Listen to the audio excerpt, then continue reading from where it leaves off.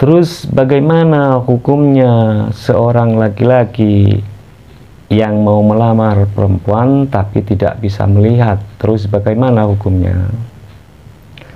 Hukumnya wanubiba liman la yatasarru lahun natru ayyarzilah nahwa mru'atin liyata'ammalaha wa tasifaha lahu.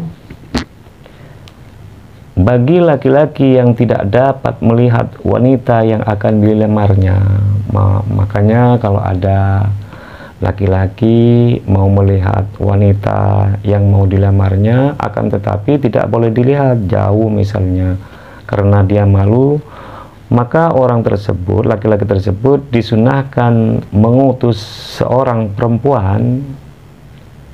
Tujuannya apa? Tujuannya untuk melihat calon istrinya, untuk melihat wajahnya seperti apa, maniskah orangnya atau tidak. Jadi kalau tidak bisa melihat orangnya, maka si laki-laki itu disunahkan untuk menyuruh orang lain supaya apa? Supaya melihat wajahnya cantik apa tidak.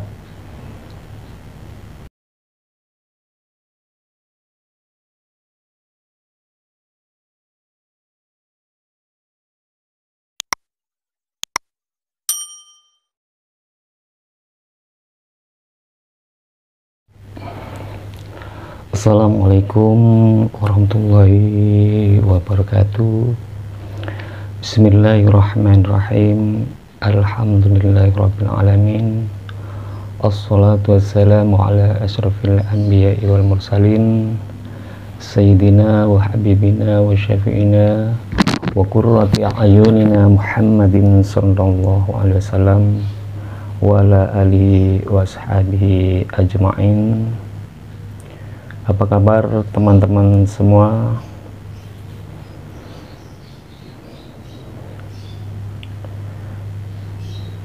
Selamat berjumpa lagi bersama saya di WKL Channel. Pada konten kali ini saya akan menyampaikan tentang hal-hal yang berkaitan dengan nikah. Dan pembahasan kali ini saya mengambil dari kitab Fathil Mu'in Shahifah 97, dan konten kali ini saya beri judul pernikahan yang sesuai dengan syariat Islam. Namun sebelumnya saya mohon dukungannya kepada yang belum subscribe. Silahkan di subscribe, insyaallah bermanfaat. Bismillahirrahmanirrahim. Babun nikahi, ini menerangkan bab nikah. Apa itu nikah? Wawa lughatan ad-dhammu wal ijtima'u. Pernikahan, nikah secara etimologi atau pernikahan secara bahasa diartikan dengan berkumpul menjadi satu. Itu adalah arti nikah menurut bahasa. Wa minhu qauluhum tanakahat al-asyaru idza tamayalat. Termasuk dalam hal ini ucapan dari orang Arab, yaitu pepohonan itu saling menikah atau saling berkumpul menjadi satu, menurut perkataan orang Arab. Jika yang dimaksud orang Arab itu dengan cabangnya pepohonan yang sama-sama lain, yang satu sama lainnya saling bercondong atau berkumpul, seperti itu namanya nikah, kata orang Arab. Terus bagaimana nikah menurut syariat Islam?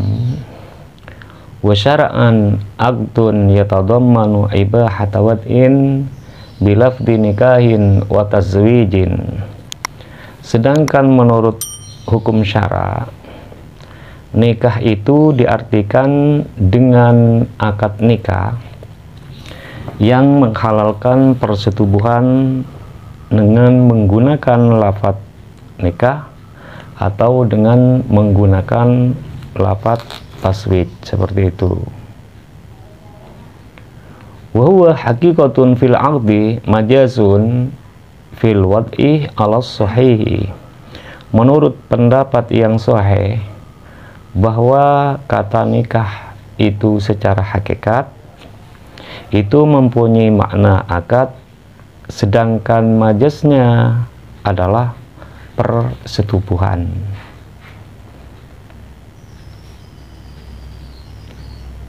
Sunnah ayin nikahu litaikin ay muhtajin lil wad'i wa inistawalah bil ibadah.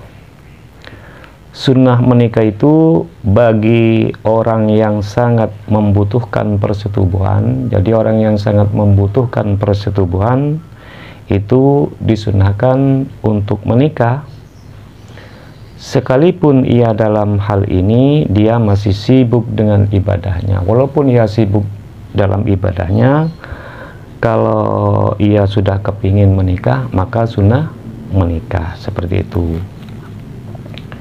Terus sarannya, qadirun ala mu'natin min mahrin wa kiswatin faslatamkinin, tapi dengan syarat atau dengan catatan ia sudah mampu membayar biaya untuk mahar, pakaian, makan dan minuman istrinya. Kalau sudah mampu memberi mas kawin, memberi makan, memberi minum, memberi pakaian pada istrinya, maka sunnah kawin dia. Yang mana istri tersebut yang telah menyerahkan dirinya kepada suami dan bisa memberi nafkah di waktu di siang hari dan malam hari, setiap harinya itu yang bisa mampu memberi nafkah di setiap harinya, maka sunnah menikah. Karena apa? Lil ahbarit tsabitati fis sunani wa qad awradtu jumlatan minha fi kitabi ihkami ahkamin nikah wa lima fihi min hifdzid din wa baqa'in nasal. Hukum sunnah menikah tersebut berdasarkan pada beberapa hadis yang tertera dalam kitab Sunan, di mana di sejumlah hadis-hadis tersebut yang berjudul Ihkamu Ahkamin Nikah, di samping itu melakukan pernikahan juga dapat menjaga agama seseorang dan bisa melanggengkan keturunan. Jadi menikah itu bisa menjaga agamanya dan bisa melanggengkan keturunan, seperti itu. Terus bagaimana orang yang tidak bisa menikah, seperti gak ada syahwatnya, seperti berpenyakitan? Wa ammat ta'ikul ajisu anil mu'ni fal aula lahu tarkuhu wa kasru hajatihi bisawm la biddawa.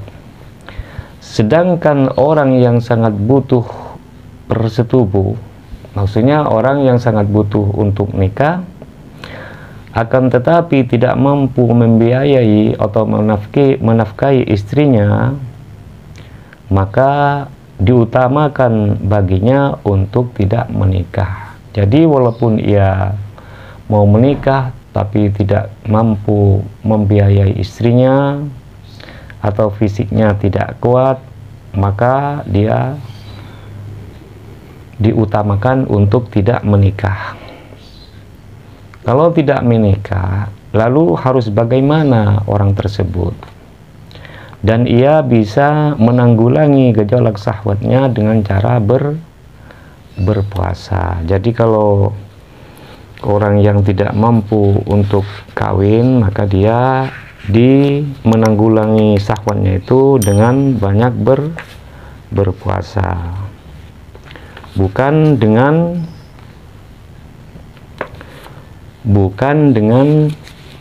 mengobati. Jadi syahwatnya itu tidak diobati, tapi ditanggulangi dengan banyak berpuasa.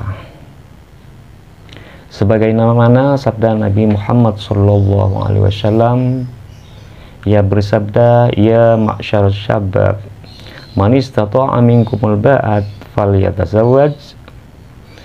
Wahai golongan para pemuda, barang siapa yang sudah mampu untuk dari kalian yang untuk membayar mas kawin, maka hendaknya beristri kalau sudah mampu. Fa innahu awaddu lil basar wa ahsanu lil farji, karena ia dapat menahan atau bisa menundukkan pandangannya kalau sudah kawin dan menjaga kemaluan. Itu kalau sudah mampu.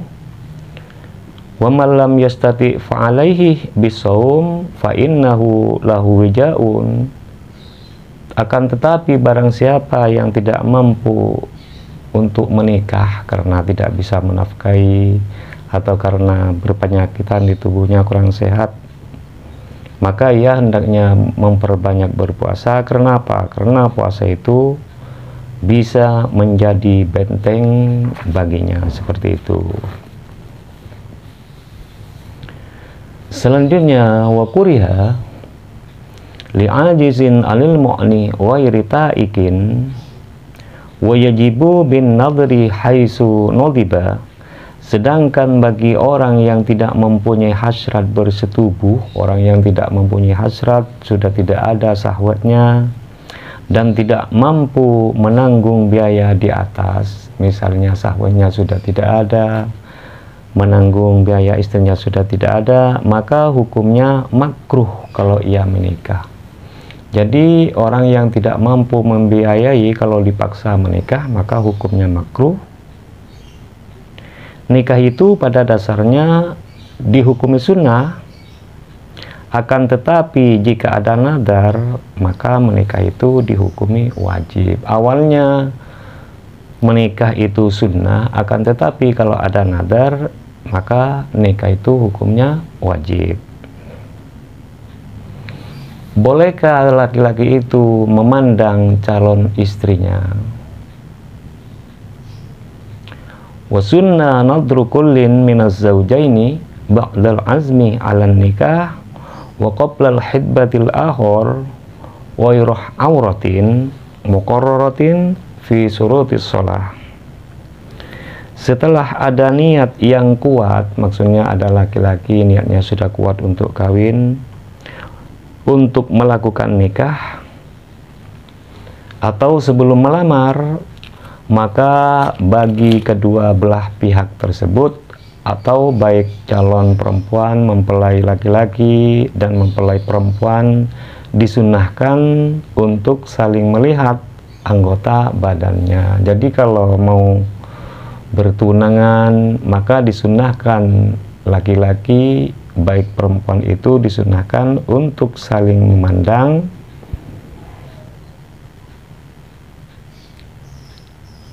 akan tetapi tidak boleh masing-masing selain tidak boleh memandang aurat yang telah ditetapkan di dalam syarat-syarat sahnya sholat, seperti itu.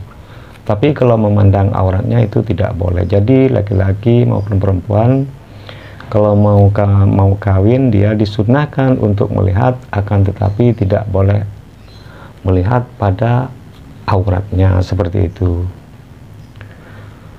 Fayanzuru minal khurrati wajhaha liya'rifa jamalaha wa kaffaiha dhahran wa batnan, supaya apa? Liya'rifa khusubatah badaniha, karena dengan demikian seorang laki-laki hanya boleh melihat wanita yang bukan budak pada bagian wajah saja. Jadi yang boleh dilihat itu hanya bagian wajah saja, Dengan apa? Dengan tujuan melihat kecantikannya, dan pada kedua telapak tangannya itu dilihat, takutnya ada apa-apa, atau wajahnya itu dilihat tidak apa-apa, itu disunahkan. Baik telapak itu bagian dalam maupun bagian luar itu dilihat semua. Jangan-jangan tidak mulus dia, seperti itu. Hal semacam ini untuk mengetahui kehalusan kulit badannya, kulitnya halus sih apa tidak. Kalau tidak halus kan nantinya bisa dibelikan alat seperti bedak kulit, seperti itu. Wa mimman biha raqun ma ada bainas surrati warrubbati.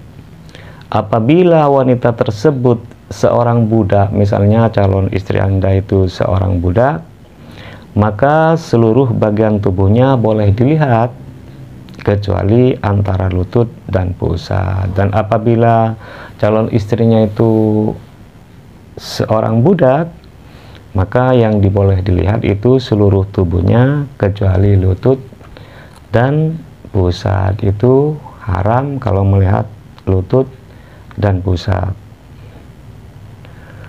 Wahuma tandurani minhu dzalika wala budda fi halin nadri man tayaqqana huluha min nikahin wa iddatin. Untuk kehalalan melihat anggota ini, untuk kehalalan melihat anggota bagian yang boleh dilihat, maka harus mempunyai keyakinan bahwa wanita tersebut tidak berada dalam ikatan nikah, atau tidak boleh, atau tidak berada di dalam ikatan iddah. Tapi kalau orang yang sudah nikah tidak boleh dikawin, atau orang perempuan yang masih di dalam iddah itu tidak boleh dilamar, seperti itu. Hukumnya haram. Serta laki-laki tersebut mempunyai keyakinan 80% bahwa lamarannya akan diterima oleh sebuah perempuan. Harus yakin Anda itu lamarannya bisa diterima apa tidak. Kalau tidak, jangan dipaksa. Terus bagaimana hukumnya seorang laki-laki yang mau melamar perempuan tapi tidak bisa melihat? Terus bagaimana hukumnya? Hukumnya wanubiba liman la yatasarru lahun nadru ayyarzilah nahwa mru'atin liyata'ammalaha wa tasifaha lahu. Bagi laki-laki yang tidak dapat melihat wanita yang akan dilamarnya, makanya kalau ada laki-laki mau melihat wanita yang mau dilamarnya, akan tetapi tidak boleh dilihat jauh misalnya karena dia malu, maka orang tersebut, laki-laki tersebut disunahkan mengutus seorang perempuan. Tujuannya apa? Tujuannya untuk melihat calon istrinya, untuk melihat wajahnya seperti apa, maniskah orangnya atau tidak. Jadi kalau tidak bisa melihat orangnya, maka si laki-laki itu disunahkan untuk menyuruh orang lain supaya apa? Supaya melihat wajahnya cantik apa tidak, atau melihat kulitnya mulus apa tidak, seperti itu. Maka disunahkan mengutus seseorang, maka disunahkan menutus seorang perempuan, tujuannya untuk melihat calon istrinya yang mengenai wajahnya seperti apa, maniskah atau cantikkah, dan gambaran telapak tangannya dalam maupun luarnya itu bersih apa tidak, seperti itu. Jadi itu penting bagi kaum pria yang mau melamar. Kalau tidak bisa melihat, maka menyuruh orang lain untuk melihatnya, seperti itu.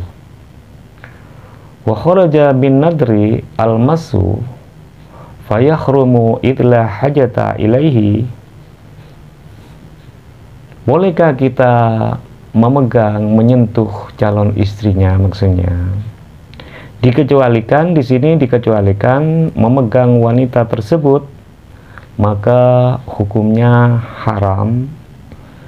Jadi kalau memegang, menyentuh calon istrinya itu hukumnya haram. Karena apa? Lantaran tidak ada hajat, lantaran tidak ada kebutuhan, maka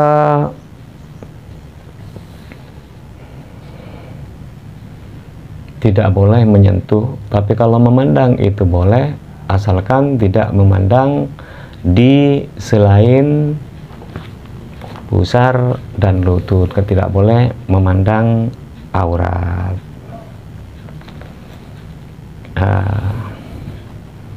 Itu saja dari saya, semoga bermanfaat. Dan saya pada hari ini sangat bahagia sekali karena bisa menyampaikan hal-hal yang positif tentunya kepada Anda. Barangkali Anda mau mengikutinya itu lebih bagus. Dan saya mendoakan kepada kalian semua yang sudah menonton video ini, sehat selalu, panjang umur, dan banyak rezekinya. Dan tunggu saja episode berikutnya. Dan apabila video ini bermanfaat, silahkan di subscribe, like, share, and comment, dan dibagikan kepada teman yang lain. Semoga dapat manfaatnya juga. Dan apabila ada pembahasan dari makna-makna maupun dari pembahasannya kurang tepat, saya mohon maaf. Ihdinas shiratal mustaqim. Assalamualaikum warahmatullahi wabarakatuh.